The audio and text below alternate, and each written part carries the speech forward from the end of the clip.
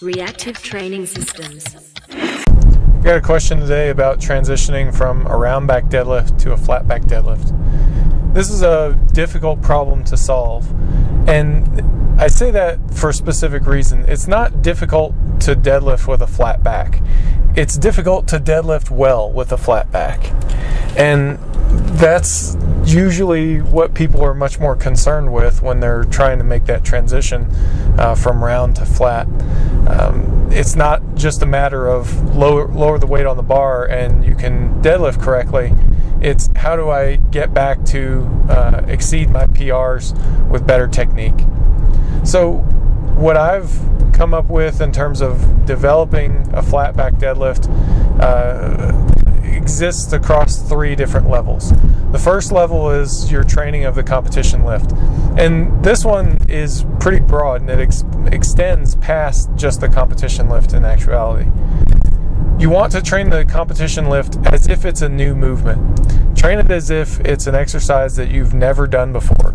So you don't have a PR, you don't have a basis of comparison, you don't have any skill in judging RPE, all those things. This is a brand new lift that you've never done before.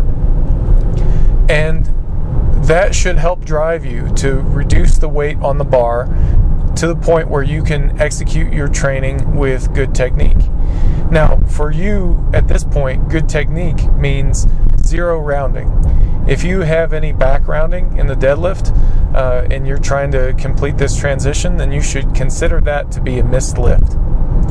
You need to really practice on pulling with a flat back, really focus on lat engagement, because that helps you a lot in terms of stabilizing the spine, in terms of improving your leverages. Even a little bit helps, and with practice you'll strengthen the appropriate muscle groups and be able to maintain that position. Now, the second level that we train, that we address for transitioning to a flat back deadlift, are the assistance exercises. Assistance exercises are those that are closer variations of the competition lifts. And for you at this point, doing things like pause deadlifts with the pause just off the floor will be really helpful, because pausing at that level is usually the point where a lifter has a technical breakdown. So by pausing at that level, you're getting more time under tension, you're developing better strength in that position, and ideally you should be able to maintain that position through a regular deadlift. Here again, it's important that you not allow any sort of technical breakdown. You need to maintain a flat back position the whole time. You should assess your RPE based on your ability to maintain a flat back position. And finally, the last level that we address it on is through supplemental exercise. Now, supplemental exercises address muscles, not movements, and it's a little bit difficult to tell, because in some cases a lifter will round their back because the spinal erectors are too weak to hold the correct position. In other cases, a lifter will round their lower back because their glutes are too weak and their body is moving into a position of greater mechanical advantage so that they can get the bar moving at all.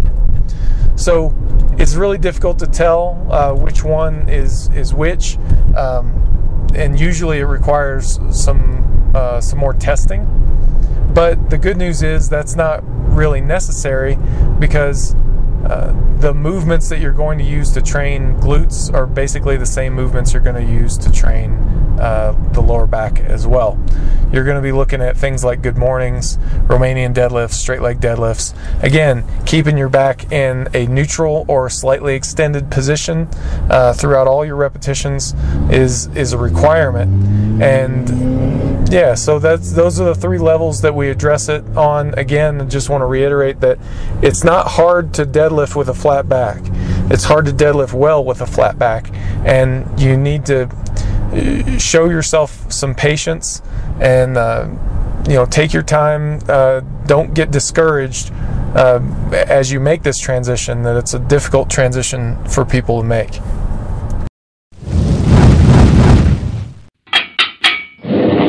Reactive training systems.